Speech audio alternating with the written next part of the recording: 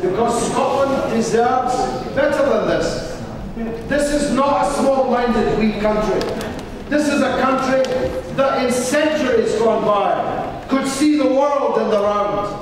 A country that in centuries gone by invented great things, provided great painters, great cultural figures, great scientists, great engineers, great lawmakers, great parliamentarians. And that's the big picture. And we, and you especially as young people, should be able to see that big picture. Don't settle for small-minded politicians, please. The people in here can do the maths. If you freeze local government's income for a total of 9 years, how can you not make cuts? That's just a bit stupid. What they're actually doing. This is why I think, see, I'm not here to, you know, tiptoe around these issues. Because this is 5 minutes. This is 5 minutes to midnight on the question of the breakup of this small country in this small world. It's important in terms of a minority asserting themselves within a country. So I think that's already happened, and I think the historical record shows that. But I think equally the other candidates on the panel who called for a closing of Catholic schools don't recognise that, don't understand that, and aren't understanding the political and economic and social nuances of sectarianism within Glasgow and within the west of Scotland. And I think the only way we can actually have a solution to these problems is by recognising those nuances, recognising the history of where they come from and what institutions they are now embedded within, which is primarily within football and not within primary schools and high schools that people are sending their children to. Because that's not the issue that parents are thinking of when they choose the schools for their children.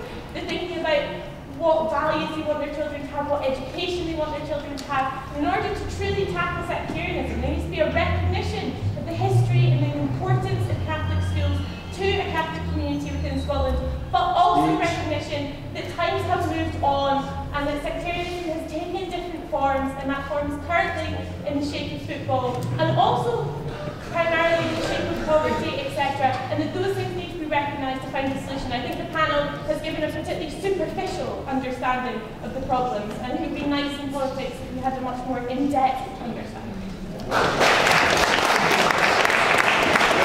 To have their own schools. It's their right. It's the right of Muslim parents to have their children educated within the ethos of their religion. That's just their right, it's the law. You're trying to take that right away from people. And if you do that, do it, but don't claim it's because you're against sectarianism. That is a sectarian act. It's the Catholics that are the victims of the sectarianism. And yet, the demand goes up that it's the Catholics who should abolish their schools, blaming the victim for the victimization. Well, it's very telling actually that the SNP supporters are shaking their heads in the audience. That confirms something that I have long believed. And it's one of the reasons why the majority of Catholic voters in Scotland are afraid of an independent Scotland. Because they believe that their existence is somehow blamed for the sectarianism. Why not go one step further? Why not abolish Catholic churches? If you're abolishing Catholic schools, why not Catholic churches? Here we've had the demand twice made from this gentleman in the balcony that we should abolish the schools. We've had the Liberal candidate telling us that an official in Bells Hill called her a blue nose, but nobody sent any Protestants in this city 5 live bombs in the last 10 or 14 days.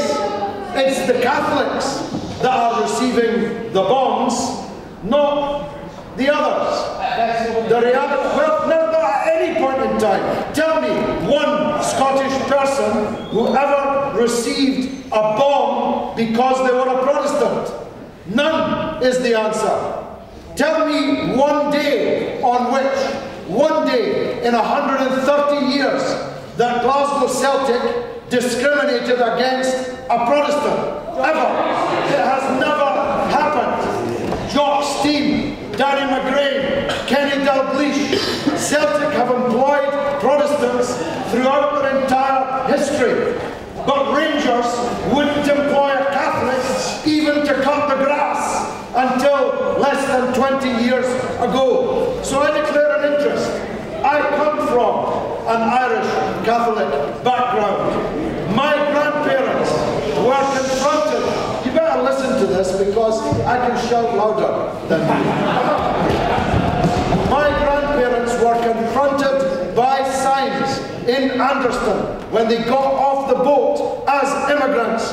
No dogs, no Irish. It's anti-Irish racism and anti-Catholic bigotry that is the reason for the sectarianism in this city. And you won't solve that by forcing Catholics to shut their schools. Now lastly, here's an example of tiptoeing around. The Green candidate, whose party supports the abolition of Catholic schools, look it up if you don't believe me, says that we should close the Catholic schools, but we must respect people's religious beliefs, and we must do it with the cooperation of what she called the local community.